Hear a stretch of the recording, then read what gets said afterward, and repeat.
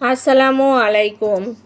আজ আমি শুভ সন্ধ্যায় চলে আসলাম আপনাদের জন্য অতি পরিচিত একটি পাতা, যে পাতা আমরা সবাই চিনি, তার একটি নতুন রেসিপির ভিডিও নিয়ে। এটা হলো থানকুনি পাতা, সবার অতি পরিচিত একটি পাতা। আজকে আমি এই থানকুনির পাতা রান্না করে নেব। ছোট বাজারি ট্যাংরা মাছ দিয়ে চচ্চড়ি করে নেব। থানকুনি পাতা পেটের যে কোনো রোগের জন্য খুবই উপকারী। থানকুনি পাতা আমাদের কাছে খুব পরিচিত গুণসম্পন্ন একটি উদ্ভিদ পাতা। থানকুনি পাতা রোগ নিরাময়ে অতুলনীয়। আজ আমি আপনাদের সাথে শেয়ার করব হাজারো রকমের গুণে ভরপুর এমন একটি পাতা দিয়ে ছোট ট্যাংরা মাছের চচ্চড়ি রান্নার রেসিপি। আশা করি আমার আজকের এই রেসিপি আমার প্রিয় ভাই ও বোনদের কাছে অনেক বেশি ভালো লাগবে। থানকুনির পাতাগুলো তো আমি বেছে ধুয়ে পরিষ্কার করে নিয়েছি। এই যে একটি ডালায় রেখে দিয়েছি, পানি ঝরে যাবে। তারপরে এদিকে নিয়েছি একটা আলু চিকন শেপ দিয়ে কেটে নিয়েছি, পেঁয়াজ কাঁচামরিচ কেটে। তারপরে এই ছোট ছোট ট্যাংরা মাছ দিয়েই আজকে থানকুনির পাতা চচ্চড়ি করে নেব। অনেকে আছে থানকুনির পাতা খেতে চায় না। একটু চালাকি করে ভিন্নভাবে রান্না করলে কেউই বুঝবে না এটা থানকুনির পাতা। রান্না করার জন্য আমি সব উপকরণগুলো গুছিয়ে নিয়েছি।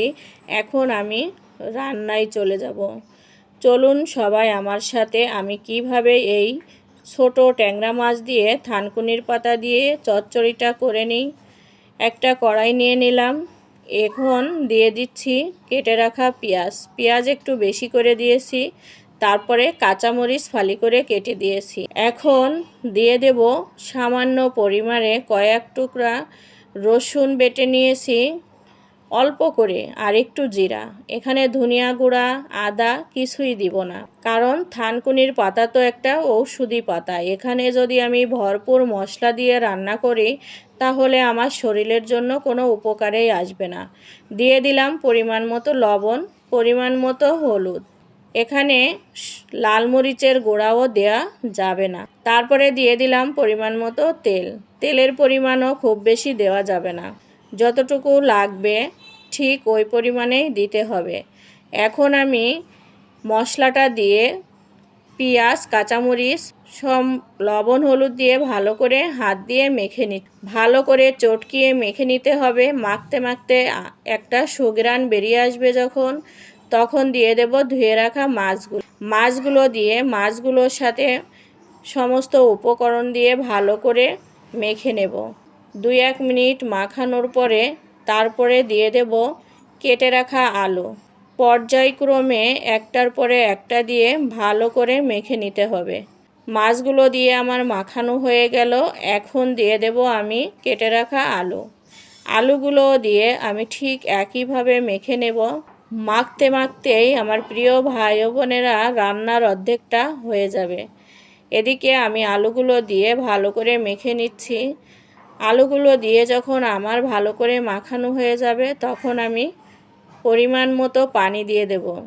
এই রান্নাটা করতে পানি খুব বেশি দিতে হবে না, কারণ চচ্চড়ি করব আর থানকুনির পাতা খুব বেশি জাল করলে এর যে একটা গুণাগুণ আছে, ঔষধি গুণাগুণ, এটা কোনো কাজে আসবে না। এই জন্য খুব বেশি জাল করা যাবে না। তার জন্য আমি পরিমাণ মতো পানি দিয়ে দেব। এই যে আলুগুলো যাতে একটু ভেজা ভেজা হয় সেই পরিমাণ পানি দিয়ে আমি চুলায় বসিয়ে দেব। এখন আমি চুলাটা ধরিয়ে চুলায় আমি চচ্চড়িটা বসিয়ে দিলাম। দেখেন একেবারেই সীমিত পরিমাণে পানি দিয়েছি, আর এই পানিতেই আমার তরকারিটা সুন্দর মতো রান্না হয়ে যায়। আর এই ছোট ট্যাংরা খেতে কিন্তু অনেক বেশি মজা লাগে। আর অবশ্যই ঢাকা দিয়ে রান্না করতে হবে। আপনারা দেখতেই পেলেন আমি কতটুকু পানি দিয়েছি, আর এই পানিতেই আমার তরকারিটা সুন্দর মতো রান্না হয়ে যাবে। এখন আমি সব কিছু ভালোভাবে মিলিয়ে দিয়ে ঢাকা দিয়ে দেব। আর একটুখানি 5 থেকে 7 মিনিট তরকারিটা রান্না হওয়ার পরে এই থানকুনির পাতা দিতে হবে। এখন আমি থানকুনির পাতা কুচি করে কেটে নেব।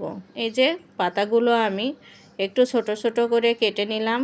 তারপরে তরকারির ঝোলটা কমে গেলে তারপরে তরকারির উপরে দিয়ে দিলাম থানকুনির পাতা। এখন আমি আলুর সঙ্গে হালকা আঁচে একটু আলতোভাবে নেড়ে নেড়ে দেব।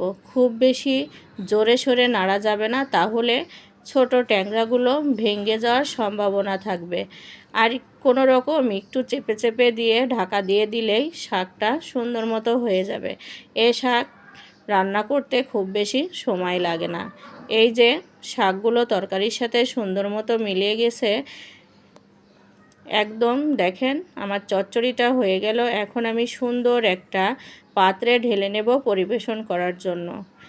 আর দেখলেই বোঝা যাচ্ছে আমার শাকের কালার একদম পারফেক্ট আছে, চচ্চড়িটাও একদম লোভনীয় হয়েছে, মাছগুলোও আমার আস্তে আস্তেই আছে, ভেঙে যায়নি, খুবই লোভনীয় হয়েছিল। সবাই ভালো থাকবেন, সুস্থ থাকবেন। আল্লাহ হাফেজ।